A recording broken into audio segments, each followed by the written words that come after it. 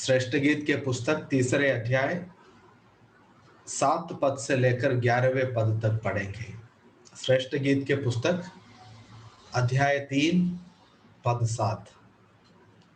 देखो, ये सुलेमान की पालकी है, उसके चारों ओर इस्राएल के शूरवीरों में के 60 वीर चल रहे हैं। वे सबके सब तलवार बांधने वाले और युद्ध विद्या में निपुण हैं। प्रत्येक पुरुष रात के डर से जांघ पर तलवार लटकाए रहता है। सुलेमान राजा ने अपने लिए लेबनान के काट की एक बड़ी पालकी बनवा ली। उसने उसके खंभे चांदी के, उसका सरहाना सोने का और गद्दी बैंगनी रंग की बनवाई है, और उसके भीतरी भाग को यरूशलेम की पुत्रियों की ओर से बड़े प्रेम से जड़ा गया है। हे सियोन की पुत्रियों, निकलकर सुलेमान राजा पर दृष्टि डालो। वो वही मुकुट पहने हुए है जिसे उसकी माता ने उसके विवाह के दिन और उसके मन के आनंद के दिन उसके सिर पर रखा था। वचन के पढ़े जाने पर प्रभु आशीष दे। पिछले 6 सप्ताहों से हम श्रेष्ठ गीत के पुस्तक में जो 4 रातकालीन दृश्य पाए जाते हैं उस पर मनन करने और जो आत्मिक सच्चाइयां परमेश्वर के वचन के अन्य भागों में दिया गया है, इसके छाया परछाई में बैठकर समझने की कोशिश हम कर रहे थे। और ये जो भाग जो हमने आज पढ़ा है वो तीसरा रातकालीन दृश्य है जो श्रेष्ठ गीत के पुस्तक में हम पाते हैं। पिछले सप्ताह मैंने कहा था कि यहाँ पर हम एक पालकी को और उसके वाहकों को पाते हैं। There is a palanquin and its bearers, palanquin bearers, ये टाइटल हमने इस भाग को दिया था। और हमने सबसे पहले इस बात पर ध्यान दिया कि ये पालकी क्या है और इसके बनावट के बारे में या इसके बारे में क्या क्या बताया गया है, इस बात पर हमने मनन करना शुरू किया था। और हमने पहले एक बात ये देखा था, हिंदी में 2 बार पालकी शब्द का प्रयोग हम पाते हैं, 7वें पद में और फिर 9वें पद में। लेकिन मूल भाषा में एक तो बेड और दूसरा पालंकिन या पालकी है। 9वें पद में पालकी को हम पद, लेकिन दोनों एक ही बात के बारे में ही बात कर रहे हैं, लेकिन 2 भिन्न मतलब ये दोनों शब्द हमारे सामने लाते हैं। एक तो पालकी है, जरूर पालकी शब्द से हमें यह समझना है कि एक कंधे पर उठाकर एक जगह से दूसरा जगह सवार होने की चीज है। ये ऐसा कोई गाड़ी नहीं है, चैरियट या रथ नहीं है जिसको घोड़े से घीसा जा सकता हो, या बैलगाड़ी टाइप का नहीं है जिससे कि बैलों से, जानवरों से खींचा जा सकता हो, परंतु ये लोगों को अपने कंधे पर लेकर उठाकर, उसका वजन को अपने ऊपर उठाकर उसको ले एक जगह से दूसरा जगह ले जाने की अनिवार्यता है। इसलिए इसका ये पालकी है, ये अन्य कोई किसी तरह की गाड़ी नहीं है। लेकिन उसी समय एक बेड है, इट्स अ रेस्टिंग प्लेस है, एक विश्राम का स्थान है।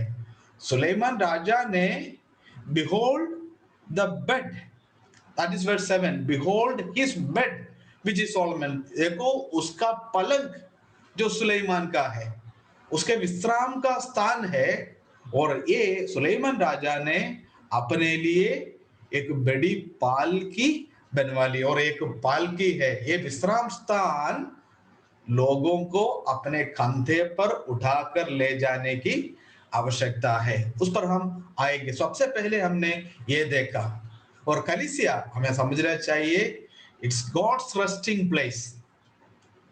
परमेश्वर का विश्राम स्थान है, ये मेरा विश्राम स्थान है। जब पुराना नियम में जहां पर मंदिर और जहां पर परमेश्वर के निवास स्थान के बारे में बताया गया है, परमेश्वर बार बार कहता है ये मेरा विश्राम स्थान है।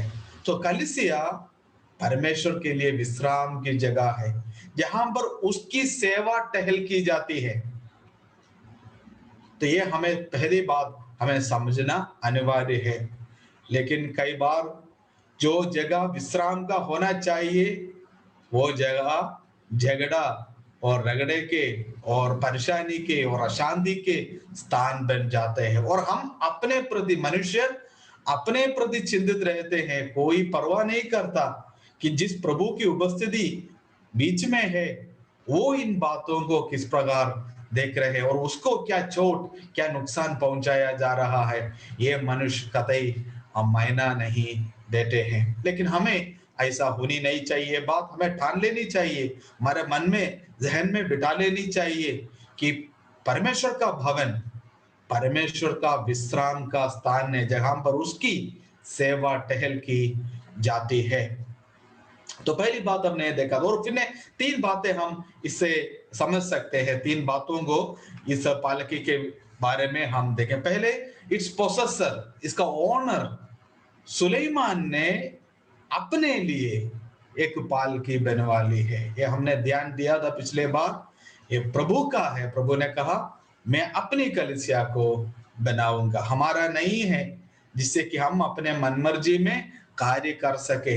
ये बहुतों के लिए मुश्किल लगता है बात को समझना, कि कईयों के लिए मैंने एक उदाहरण भी पिछले बार दिया था, जहां कहीं भी जिस झुंड में मनुष्य अपना समझता है, फिर वो प्रभु का नहीं रहता। और जिसको प्रभु ने स्थापित किया और मनुष्य जब उसको हड़प लेता है, तो फिर प्रभु उसको त्याग देता है और प्रभु उसको छोड़ देता है।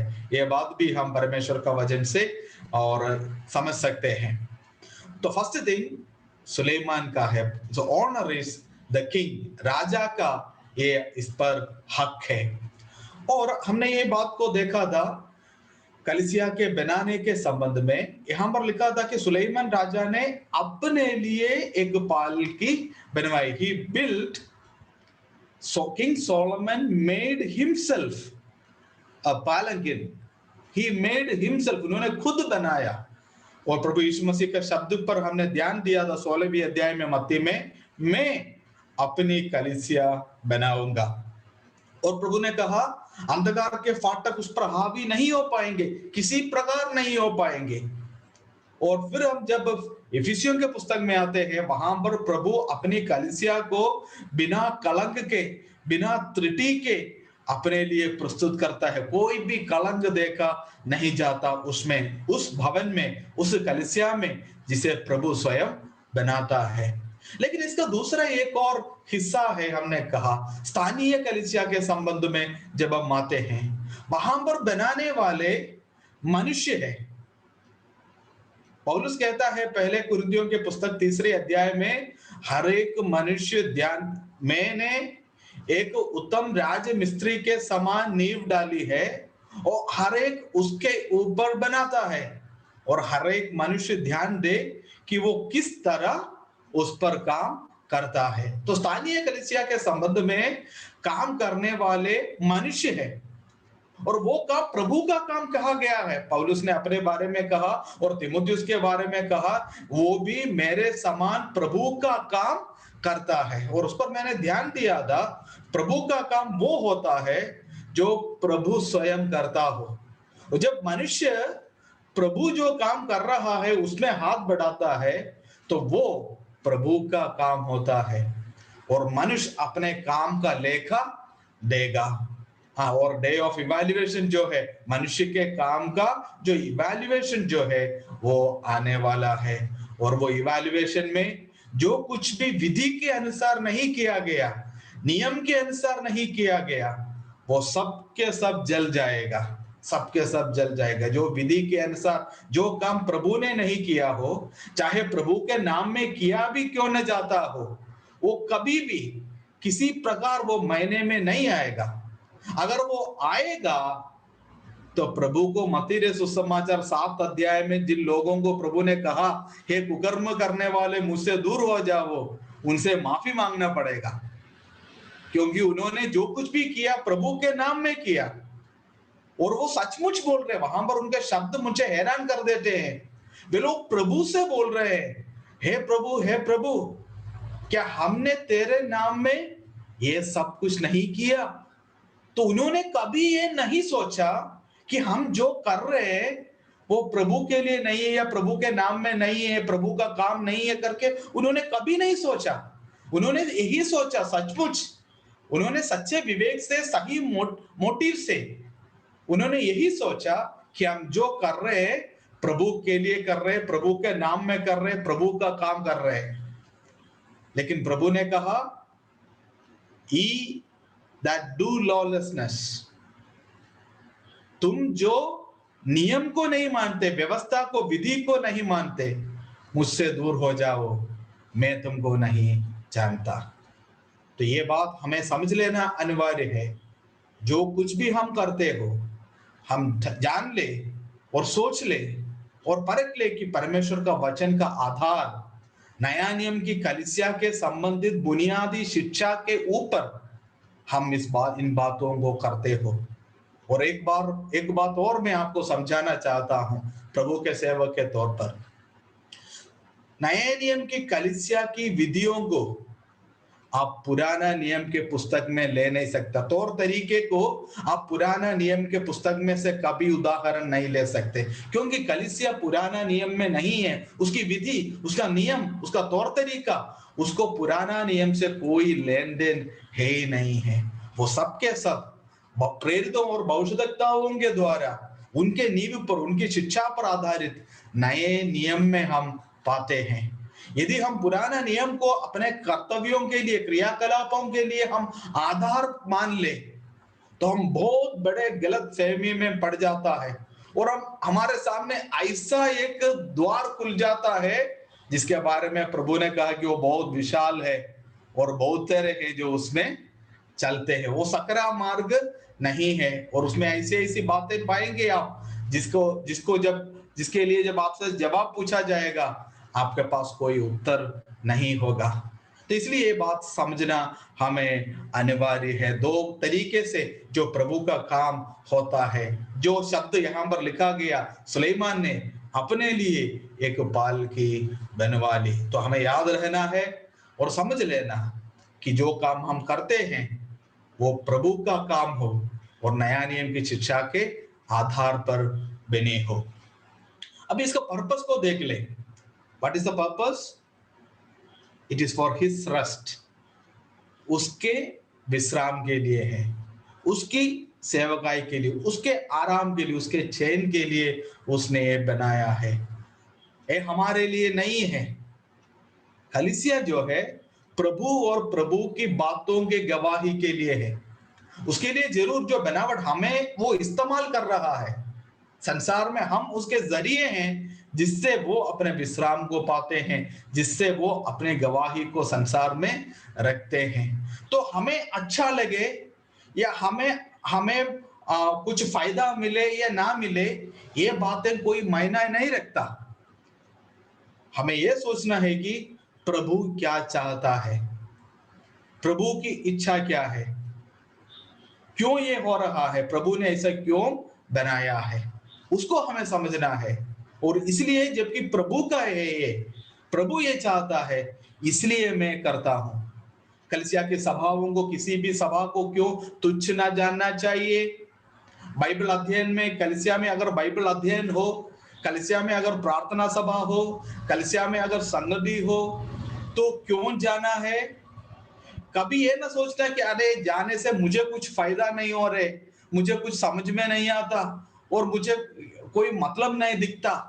अगर कोई बड़े प्रचारक हो, कोई मशहूर आदमी हो जिसका बातों को सुनने में मजा आता है, जो चुटकुला बता देता हो, स्टोरी सुनाता हो और थोड़ा सा मनोरंजन हो जाता है, तो या इमोशनली मोटिवेट कर देता हो, और तब हम जाएंगे तो हम अपने लिए जा रहे हैं, प्रभु के लिए नहीं जा रहे।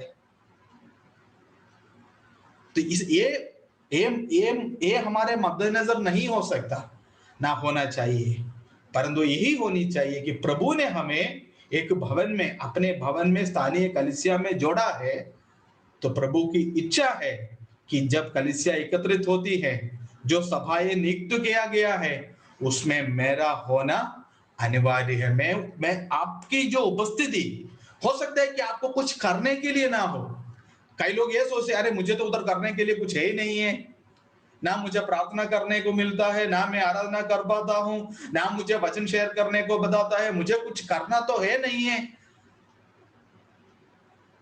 करने मुझे कुछ करने के लिए हो इसलिए मैं जाऊंगा, ये सोच भी गलत है। उसका मतलब मैं वहां पर आ जा रहा है, मैं, ये नहीं है। मतलब आप, प्रभु की इच्छा है कि मैं स्थानीय कलीसिया के सभा में भागीदार हो, और जब मेरा बॉडी, मैं अपना प्रेजेंस वहां पर मैं दे रहा हूं, that is a would offering. आपको याद होगा, आप 7, 5 मुख्य और 2 अन्य बलिदानों के संबंध में पुराना नियम में पढ़ते हैं। 5 तो आपको याद होगा, होम बलि, अन्न बलि, मेल बलि, दोष बलि, पाप बलि, फिर दोष बलि। ये 5 बलिदानों के बारे में तो आपको मालूम है, लेवियों के पुस्तक 1 से 5 तक, 7 अध्याय तक पढ़ेंगे आप। लेकिन इसके अलावा भी बलिदान है, उसमें से एक है ड्रिंक ऑफरिंग। ड्रिंक ऑफरिंग उसको हिंदी में किस प्रकार है मुझे मालूम नहीं है। वो उंडेलने वाला बलिदान होता है। पानी, मधु, एक्चुअली इट इज वाइन जो है उंडेला जाता है, उंडेलने वाले, ड्रिंक ऑफरिंग बताया जाता है। लेकिन जब आप एजरा या नेहमिया के पुस्तक में आएंगे, वहां पर आप एक वुड ऑफरिंग के बारे में पढ़ेंगे। वुड ऑफरिंग, ये उससे पहले आप नहीं पढ़ेंगे, लेकिन जब बंधुआई से लोग वापस आते हैं, तब जाकर के वुड ऑफरिंग के बारे में बताना पड़ता है। उससे पहले तो बताने की आवश्यकता नहीं था, ऑटोमेटिकली अंडरस्टूड था कि लकड़ी को लाया जाना अनिवार्य था, जिससे कि बलिदान जलाया जा सके। लोगों को मालूम था वो, क्योंकि बिना लकड़ी के वेदी में ये जो बलिदान है वो जलाया नहीं जा सकता, आग नहीं हो सकता। तो ऑटोमेटिकली लोगों को मालूम था। लेकिन जब 70 साल के लिए लोग इसराइल से दूर हो गया, 70 साल उनकी सभाएं नहीं रही, और एक नई पीढ़ी वहां से निकल कर आया, उन्हें मालूम नहीं था कि क्या होना चाहिए, क्या नहीं होना चाहिए। इसलिए फिर उनको सिखाना पड़ा कि वो लकड़ी लाए, लकड़ी को लाए, जिससे कि उस लकड़ी के ऊपर बलिदान चढ़ाया जा सके। और जब हम अपने आप को प्रभु के सभा में ले जाते हैं, अपनी उपस्थिति को कलीसिया में हम देते हैं, that is the wood offering.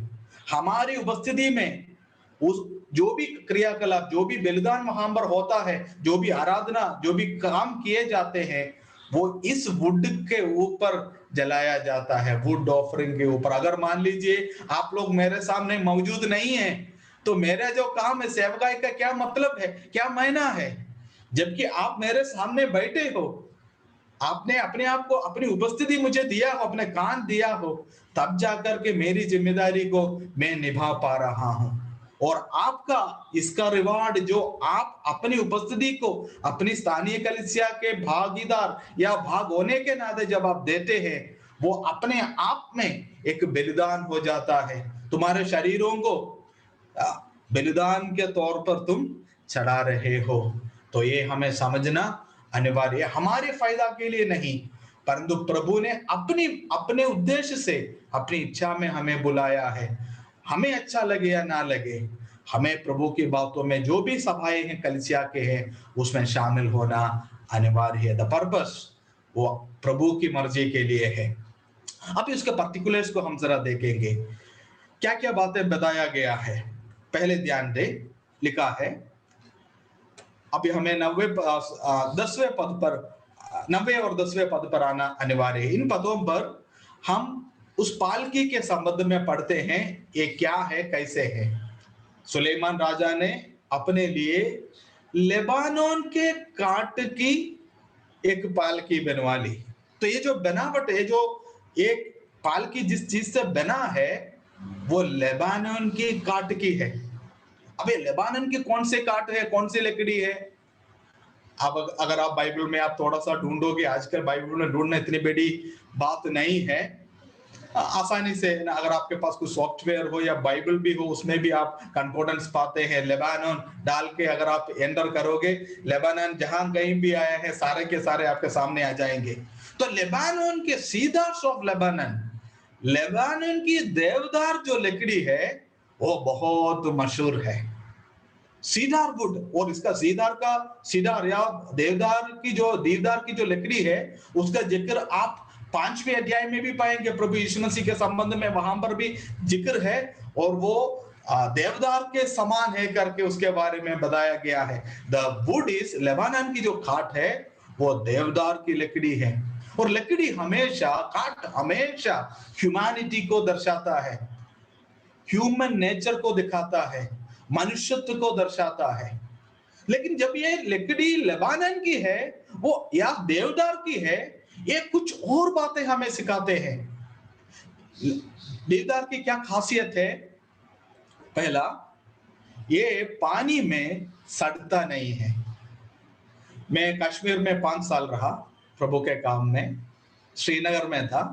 और जब आप श्रीनगर में जाओगे, वो एक टूरिस्ट स्पॉट है, आपको मालूम है। वहां पर एक डल लेक है, डल लेक है, बहुत मशहूर है ना, एशिया के शायद सबसे बड़ा लेक है वो, डल लेक जो है। तो डल लेक में आपको बहुत सारे हाउस बोट्स मिलेंगे। उसी में से नकल लेकर के केरल में आजकल है ना, बैक वाटर्स में हाउस बोट्स बनाया जाता है। लेकिन केरल में जो हाउस बोट्स बनता है उसमें, और कश्मीर में जो हाउस बोट्स है, ढांचे में आसमान जमीन का अंतर है। और वो सबसे बड़ा अंतर यह है, कश्मीर में जितने भी हाउस बोट्स बने हैं, या नाव है, शिकारा नाव है, शिकारा होता है छोटे छोटे नाव जिसमें पर्यटक लोग झील में घूमते हैं, वो सबके सब देवदार की लकड़ी का है, सीडार वुड का है। और यदि आप उन उन उन जहाजों का या उन बोट्स का, हाउस बोटों का या नावों का उम्र पूछे, वो बोलेंगे कि वो 100 साल के ऊपर के हैं। 100 साल के मतलब बहुत पुराने हैं, तब से पानी में पड़ा है, आज तक गला नहीं है, अभी भी मजबूत है। उसमें कोई कमी या गटी या किसी प्रकार का सड़ाव को आप नहीं पाएंगे। सो दैट इज, वो है एक खासियत सीदार की जो लकड़ी की है, देवदार की जो लकड़ी का खासियत एक ये है। दूसरा, ये आग में जल्दी जलता नहीं है, आग में जल्दी भस्म, इसमें आग जल्दी पकड़ता नहीं है। इसको आपको एक बार अंडमान निकोबार आइलैंड का मुझे जाना पड़ा, मेरे ख्याल से वो 2002 या 3 में है, सुनामी के वक्त पर है, सुनामी के बाद 1 साल के बाद की बात है। हम 2 जन चेन्नई से एक जहाज पर चढ़ के 5 दिन जहाज में सफर किया। पहले कार निकोबार गया, कार निकोबार से फिर पोर्ट ब्लेयर गया। तो ऐसा 5 दिन पूरा पूरा जहाज में बैठना पड़ो। जब आप जहाज के अंदर जाएंगे, मुझे मालूम नहीं सारे जहाजों में वैसा ही हो, लेकिन जिस जहाज में मैं गया उसके अंदर पूरा वुड पैनलिंग करा हुआ है। बाहर से आपको लोहा दिखाई देगा, लेकिन अंदर पूरा वुड पैनलिंग किया हुआ है। और वो वुड पैनलिंग, जिस लकड़ी को जो इस्तेमाल किया गया, वो सब के सब सीडार का वुड है, देवदारू की लकड़ी है, देवदार की लकड़ी है। तो मैंने वहां के जब लोगों से बात कर रहा था, मैंने पूछा ये लकड़ी को क्यों इस्तेमाल किया जाता है जहाज के अंदर। तो उन्होंने कहा ये जल्दी आग नहीं पकड़ते, आग नहीं पकड़ते। तो ना पानी में ना आग में ये लकड़ी जो है करप्ट होता है।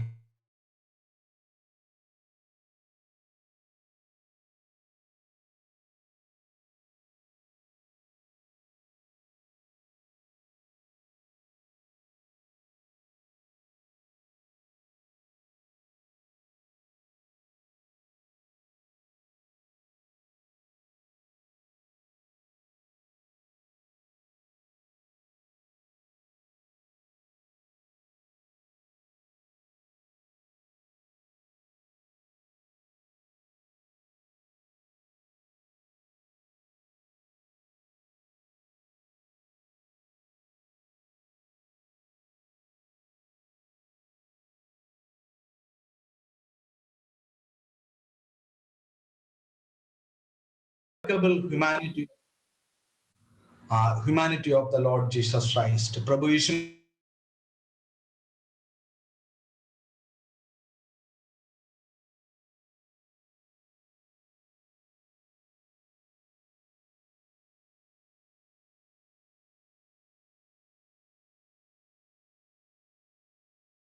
काबिल था पाप नहीं करने, परंतु वो पाप नहीं कर सकता था. He was not able to sin.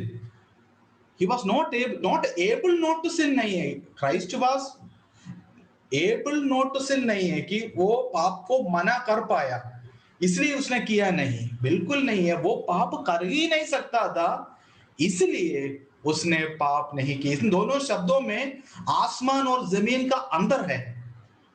एक का मतलब है कि प्रभु यीशु मसीह में भी मेरे और आपके समान पाप स्वभाव था, पाप की उपस्थिति थी, लेकिन उसने नहीं किया. वो अपने दम पर उसको नहीं किया. वो गलत है क्योंकि पाप करके मनुष्य पापी नहीं बनता, परंतु पापी होने के नाते मनुष्य पाप करता है. अगर किया हो ना किया हो तो भी मनुष्य पापी है क्योंकि पाप स्वभाव के साथ मनुष्य धरती पर पैदा होते हैं. लेकिन प्रभु यीशु मसीह का जन्म में उसका जन्म पाप नहीं था. वो दूसरा आदम था. He was a second man and last Adam. आखिरी आदम था वो और दूसरा मनुष्य था. उसमें पाप नहीं था. तो ये जो लकड़ी जो है, ये सुधार की जो लकड़ी, ये बात हमें समझाता है. और इसको जो बनाया गया है इनकरप्टेबल ह्यूमैनिटी, प्रभु यीशु मसीह के ना सड़ने वाले मनुष्यत्व पर कलीसिया बनाया गया है. वो मनुष्य अगर नहीं बनता तो कलीसिया कभी नहीं बनता. और दूसरी बात, उसने उसके खंभे चांदी के बनाया गया है. खंभे जो है, इसके जो पिलर्स है वो चांदी का है. और चांदी जो है हमेशा रिडेम्पशन को या छुटकारे को दिखाता है. आपको मालूम है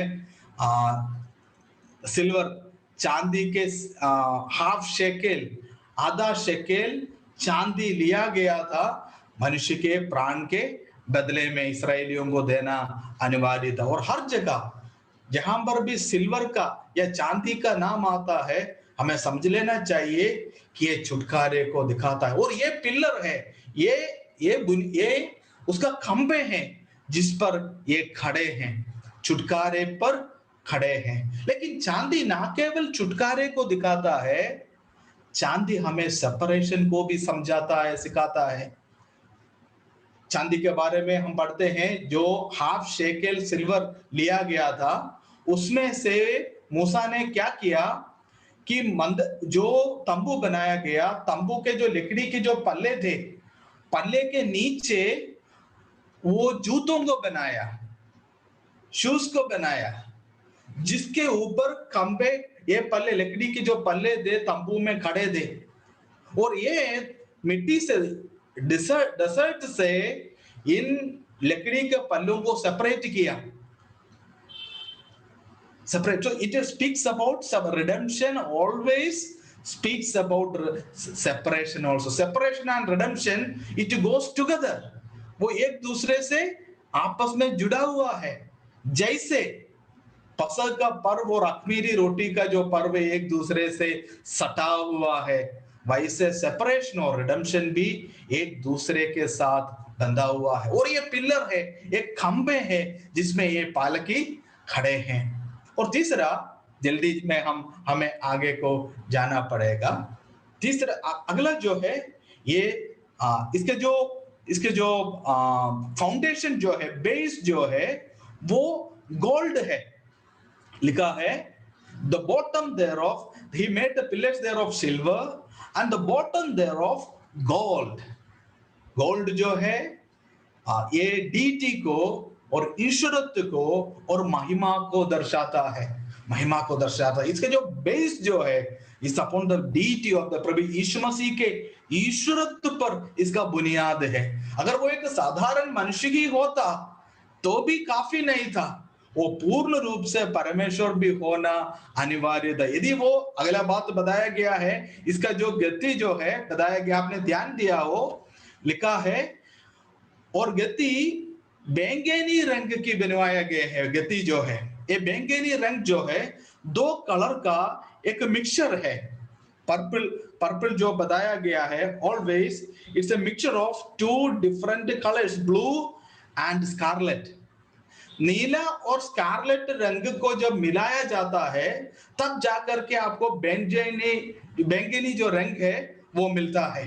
ब्लू आसमान को दिखाता है और जो स्कारलेट है वो धरती का है। लाल के आदम जो नाम है, लाल एसाव का जो नाम दिया गया है, ये दोनों को मिला करके आपको पर्पल मिलेगा। तो वो mediatory work of the lord Jesus, प्रभु यीशु मसीह के मध्यस्थ के जो कार्य है, इससे ये कवर किया गया है, इससे ये ढका गया है।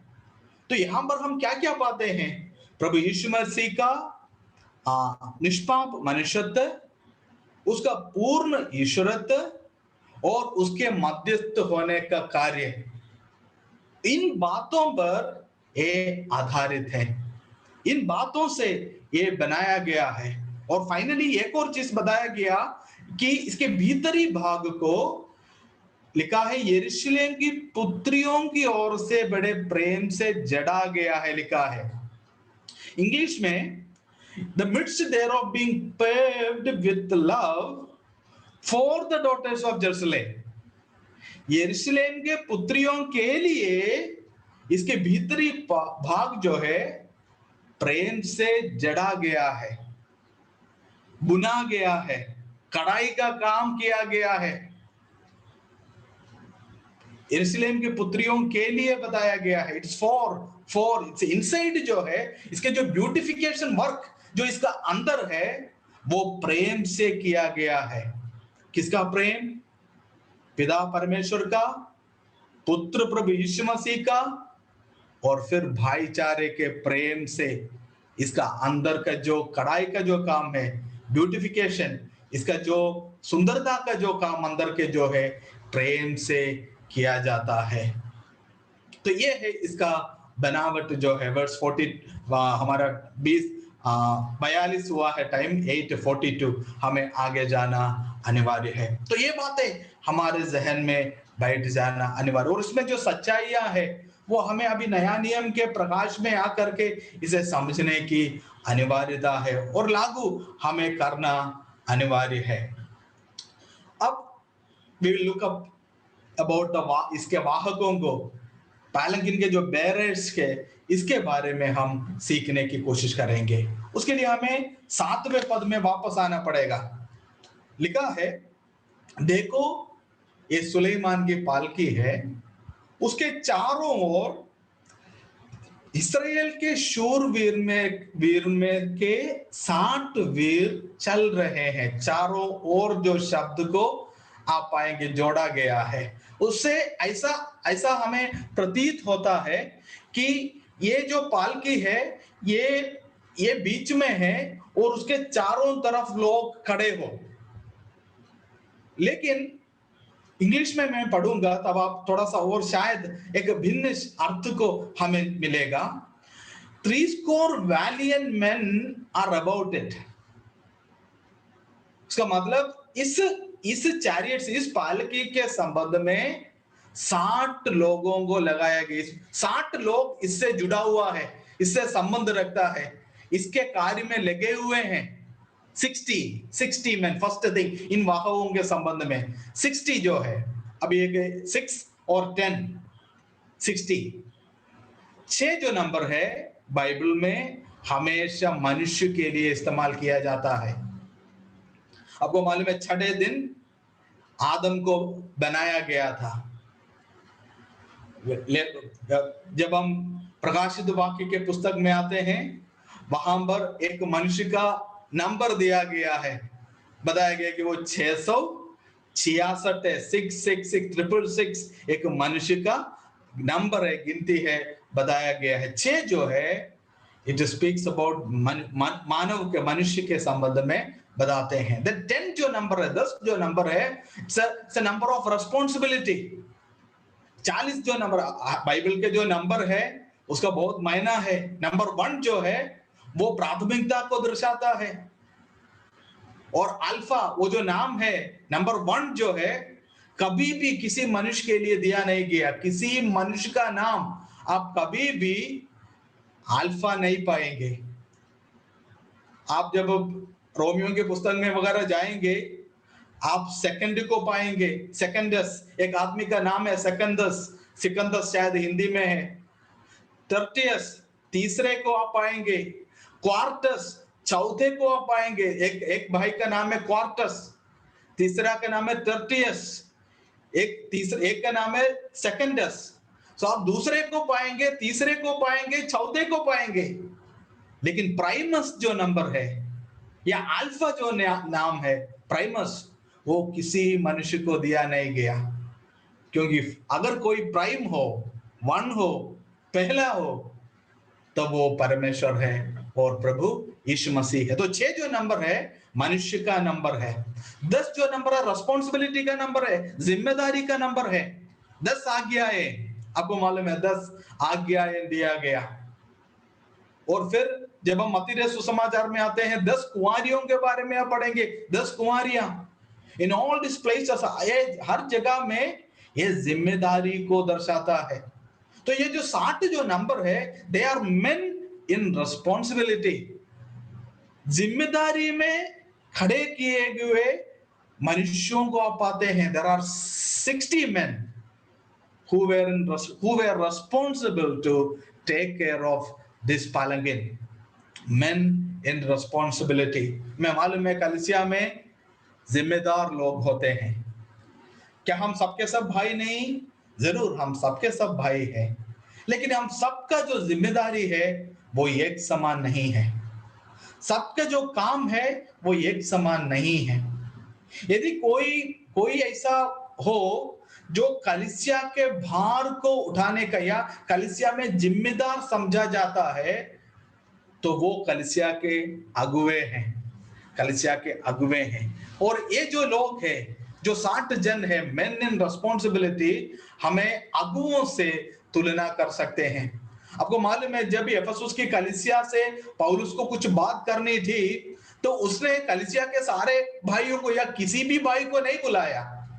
उसने एफेसुस में कहला भेजकर अगुवों को बुलाया, अगुवों को बुलाया, और फिर वो अगुवों से बातें करता है, अगुवों को उनकी जिम्मेदारी के बारे में समझाता है और उन्हें चेतावनी देता है, और उन्हें बोलता है कि तुम जिम्मेदार ठहरोगे। उस पर हम बाद में आएंगे। तो मेन इन रिस्पॉन्सिबिलिटी, जिम्मेदार लोगों को। और ये लोग कैसे लोग हैं? लिखा गया है शूरवीर है, दे आर माइटी मैन है, वैलिएंट मैन है। ऑर्डिनरी मैन जिम्मेदारी में नहीं आ सकता, साधारण लोगों को जिम्मेदारी सौंपा नहीं जा सकता, परंतु शूरवीरों को जिम्मेदारी सौंपा जाता है। आम लोग और शूरवीरों में अंतर क्या है? आम लोग जब खाने पीने और सोने में लग जाता है, शूरवीर जो है वो कसरत में लग जाते हैं, वो लड़ाई के हथियारों को इस्तेमाल करने को सीखने में लग जाते हैं, वे अपने जीवन में डिसिप्लिन को लाते हैं, और वे लोग निपुण जो जिस बात में वे शूरवीर होना चाहते हैं उसमें वो अव्वल निकलने के लिए उसमें वे लोग मेहनत करते हैं। और जो इस प्रकार करते हैं उन्हें काम में लगाए जाते हैं, काम में लगाए जाते हैं। शूरवीर लोग थे। कलीसिया में अगुवे कौन होते हैं? कलीसिया में अगुवे वे नहीं होते कोई भी मनुष्य को जिसको अच्छा लग गया उसको अगुवा बना दिया, उसके बाद में उसको समझाया जाएगा, सिखाया जाएगा कि क्या करना हो क्या नहीं करना हो। ऐसा कभी नहीं होता। परंतु जो चरवाहे हैं उन्हें अगुवे समझे जाते हैं।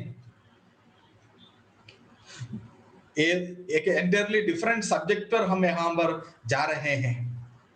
हर कलीसिया के अगुवे सबके सब चरवाहे होना अनिवार्य है। अब चरवाहा क्या है? एक वरदान है, एक स्पिरिचुअल गिफ्ट है, एबिलिटी है जो प्रभु पिता परमेश्वर, पुत्र प्रभु यीशु मसीह और पवित्र आत्मा त्रिएक परमेश्वर किसी किसी को देता है। वरदान है, आत्मिक वरदान है। It's an ability to do certain work. किसी काम को करने का, भेड़ों को चराने का काबिलियत है चरवाहा, मतलब एक गिफ्ट है, एबिलिटी है। और ये एबिलिटी को दिया हुआ लोग कलीसिया में होंगे। इन्हें कैसे पहचानेंगे? उनके कामों से पहचानेंगे आप। कोई शिक्षक हो, कैसे पहचानेंगे? एक भाई या बहन भाई शिक्षक हो कलीसिया में, बहन गिफ्ट तो हो सकते हैं, टीचिंग का स्फीयर हो सकते, स्फीयर अपने क्षेत्र में वो उस कार्य को करते हैं, और वो क्षेत्र घर है, भवन है, उस पर चर्चा कर सकते हैं। लेकिन एक भाई, एक शिक्षक को हम कैसे समझेंगे? नहीं, एक भाई सुसमाचारक को हम कैसे समझेंगे? उसके कामों से। जिसको सुसमाचार सुनाने का वरदान है, काबिलियत, क्षमता है, वो जब सुसमाचार सुनाएंगे, आपको मालूम होगा या मुझे मालूम होगा, हम समझ पाएंगे कि इस भाई में ये काबिलियत है, वो आओ काम करेगा। उसके कामों से आप उन्हें पहचानेंगे। जब एक भाई शिक्षक हो, शिक्षक का काबिलियत रखता हो, जब वो वचन को दूसरे से बांटते हैं, शेयर करते हैं, समझाने की कोशिश करते हैं, आप पहचानेंगे कि इस भाई में शिक्षा देने की क्षमता है। तो फिर आप उसको जगह देंगे, उसको प्रोत्साहन देंगे, उसको बढ़ावा देंगे, ताकि वो अपने वरदान को प्रोज्वलित कर सके। और एक भाई चरवाहे हो, वो कैसे पहचानेंगे? जब वो भेड़ों के प्रति चिंता रखता हो। एक भाई एक दिन नहीं आया तो पूछेंगे भाई क्यों नहीं आया? भला ने भाई को दिखाई नहीं दिया। चले हम मिलके आए, सुनाई दिया कि कोई बीमार हो, तो बिना किसी के दबाव के चले जाते हो, उनके साथ वक्त बिताते हो, या और कोई जिम्मेदारी हो तो चिंता है उसे। लोगों के क्रियाकलापों में कोई जब गलत करता है, अरे भाई को तो ऐसा करना नहीं चाहिए था, चिंता है बातों के प्रति। तो ये चिंता और काम से हम एक क्यों होता है? क्योंकि वो चरवाहा है, भेड़ों को चराने की जो क्षमता है, बुलावट है, वरदान प्रभु ने उसे दिया है। लेकिन चरवाहे का वरदान होने से कोई कलीसिया का अगुवा नहीं बनता। हो सकता है कि मुझे चरवाहे का वरदान हो, लेकिन मैं योग्य नहीं हो कि कलीसिया का अगुवा बने। क्योंकि अगुवा बनना है तो केवल चरवाहे का वरदान होना काफी नहीं, परंतु कुछ और अन्य गुण भी होना अनिवार्य है। वो गुण क्या क्या है? पहले तिमोथियुस के पुस्तक, यदि आप 3 अध्याय में आए तो वहां पर लिखा, यदि कोई अध्यक्ष बनना चाहते हो तो वो अच्छा काम का इच्छुकता रखते हो, उसको डोमेस्टिक योग्यता होनी चाहिए, पारिवारिक योग्यता होनी चाहिए, सामाजिक योग्यता होनी चाहिए, खुद के चरित्र की योग्यता होनी चाहिए, परमेश्वर से वचन से संबंधित योग्यता गुण होनी चाहिए। 4 स्फीयर में, 4 क्षेत्र में यदि वो योग्य हो, तब जाकर के उसे अगुवा समझा जा सकता है। और ये बात ध्यान रखना, हर एक अगुवा चरवाहा होना चाहिए। वो बेसिक नीड है, नेसेसिटी। यदि वो चरवाहे का वरदान उसमें नहीं है तो वो अगुवा नहीं हो सकता। लेकिन सारे चरवाहे अगुवे नहीं है, एल्डर्स नहीं है, ये हमें समझना अनिवार्य है। तो इनके बारे में बताया कि ये शूरवीर है। शूरवीर मतलब इन्हें काबिलियत दिया गया है, और उन काबिलियतों को, जो वरदान दिया गया, उसको ये लोग इस्तेमाल करते हैं। दाऊद के शूरवीरों के संबंध में आपने सुना होगा, दाऊद के पास शूरवीर होते थे, और वो शूरवीर कौन होते हैं उसे समझना वहां पर आसान हो जाता है। परमेश्वर का वचन के अन्य भागों को यदि हम लोग बलवान है, बलवंत, शूरवीर मतलब माइटी, मतलब स्ट्रॉन्ग पीपल, बलवंत पीपल है। कुछ लोगों के विषय में यूहन्ना कहता है, हे जवानों तुम बलवंत हो। क्यों? क्योंकि परमेश्वर का वचन तुम में बसा हुआ है। Who can be a mighty? कौन माइटी हो सकता है, शूरवीर हो सकता है?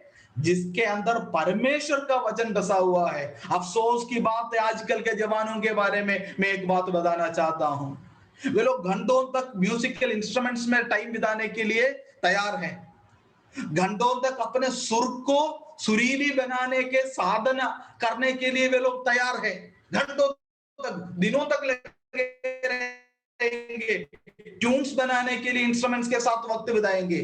लेकिन आप कभी भी परमेश्वर के वचन के साथ अकेले में उसके साथ मेहनत करते हुए उसको मन में बसाने के लिए 1 घंटे बाइबल स्टडी में बैठने का बोलेगा तो उनके लिए बहुत मुश्किल की बात हो जाते हैं। लेकिन यदि परमेश्वर का वचन तुम्हें बसा हुआ नहीं है, तुम कभी माइटी नहीं हो सकता, बलवान नहीं हो सकता, शूरवीर नहीं हो सकता, ना ही तुम जिम्मेदारी कलीसिया के जिम्मेदारी उठाने वाला होंगे। यदि परमेश्वर के शूरवीर होना हो, परमेश्वर का वचन हम में बसना अनिवार्य है। फिर बलवंत होने का दूसरा तरीका क्या है? यशायाह के पुस्तक 40 अध्याय में लिखा है, वो जो यहोवा के those who wait upon the Lord shall renew their strength। यहोवा के जो बाट जो होते हैं वो अपने बल को ताजा करते जाएंगे, वो बलवंत होते जाएंगे। They wait upon the Lord, they are known in the presence of God। परमेश्वर की उपस्थिति में वे जाने जाते हैं, वे विजिटर्स नहीं हैं, परंतु they are present there in the presence of the Lord, they wait upon the Lord। Then first शमूएल के पुस्तक 14वें अध्याय में they win victories, वे लड़ाई में जीत को, वो लड़ने में, मतलब they are engaged in battles। आप यदि कसरत नहीं करोगे, एंगेज नहीं करोगे, लड़ोगे नहीं, आप अपने मजबूती को कभी नहीं पहचानेंगे। आपका काम जो सामर्थ्य का कोई मायना नहीं रखता। So if you want to be mighty, अगर आप बलवान होना चाहता है, शूरवीर होना चाहता है, पहला परमेश्वर का वचन मन में बसना चाहिए, बहुत आयत से बसने दे। दूसरा, we should wait upon the Lord, the word of God, waiting upon the Lord and the war being waged, लड़ाई लड़ने की आवश्यकता है। दावीद के शूरवीरों के बारे में यदि आप पढ़ोगे 23वें अध्याय में है, शमूएल के पुस्तक में, इतिहास के पुस्तक 11वें अध्याय में 3 लोग, बहुत लोगों का नाम दिया हुआ है।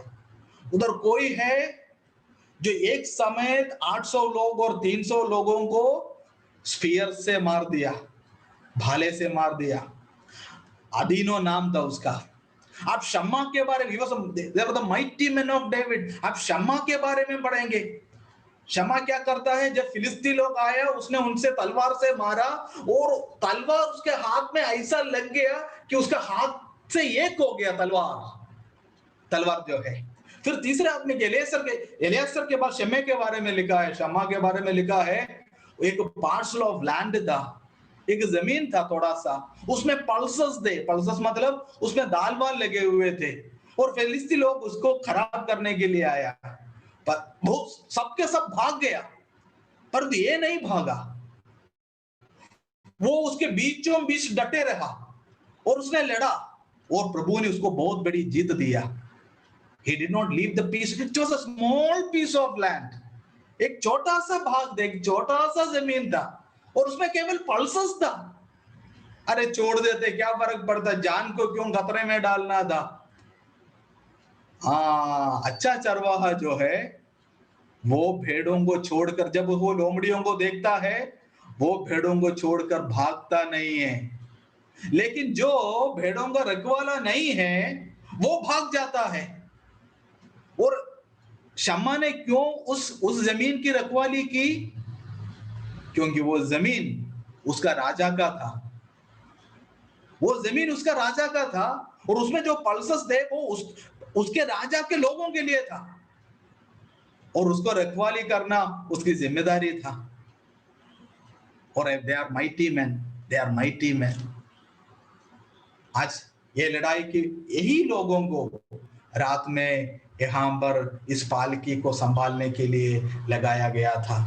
मेरा वक्त यहाँ पर खत्म हो जाता है, मेरा उम्मीद था शायद मैं आज समाप्त करूंगा, लेकिन मैं आपको वायदा करता हूं यदि प्रभु की इच्छा में हो अगले सप्ताह जरूर हम इस अध्ययन को समाप्ति पर लाएंगे। प्रभु हमारी सहायता करे, हम समझे प्रभु के भवन की जो अहमियत है और